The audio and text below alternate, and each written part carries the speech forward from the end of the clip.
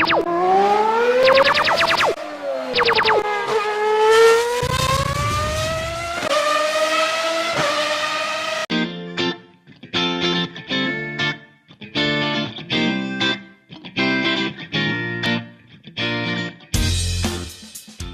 is a great time to be a billionaire gearhead, no question.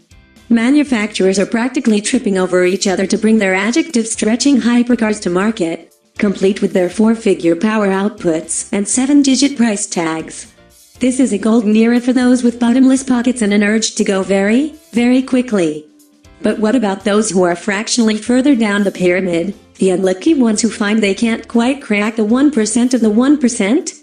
These are the guys who can't stretch to a McLaren P1 or a Porsche 918, but who don't want to be stuck with one of the same entry-level supercars that their lawyers and chiropractors drive. All together now, won't somebody think of these multimillionaires? McLaren has, with the new 675lt. The $350,000 plus sticker is still some ways short of affordability for most of us, but it looks like an outrageous bargain next to a $1.15 million McLaren P1. Because after driving the Lieutenant both on the track and on the road, we can confirm that, despite costing less than a third as much as its hybrid sibling, it's at least 97% as exciting to drive flat out. A rolling example of overcompensation. One obvious problem to start, you can't actually buy a 675lt, at least not from McLaren. The entire global production run of 500 already has sold out, with fewer than 180 of those likely to come to the United States. And those fortunate folks will find themselves owning what we predict will be one of this season's hottest automotive tickets. The 675lt is a spectacular example of overcompensation, a lightened and tightened response to the criticism that was leveled at the original McLaren MP4-12C's relative lack of excitement.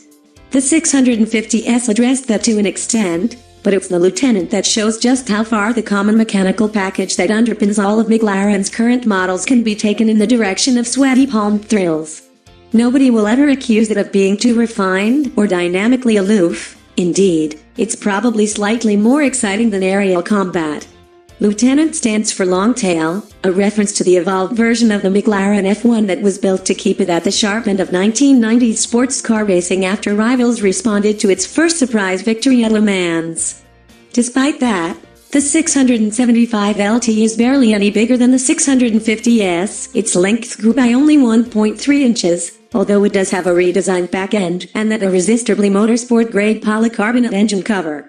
This and the other exterior modifications have mostly been done to improve aerodynamics, with more aggressive diffusers front and rear as well as new end plates on the front bumper steering air into a new side channel. We are told the 675lt produces 40% more downforce than the 650S and significantly improved engine cooling.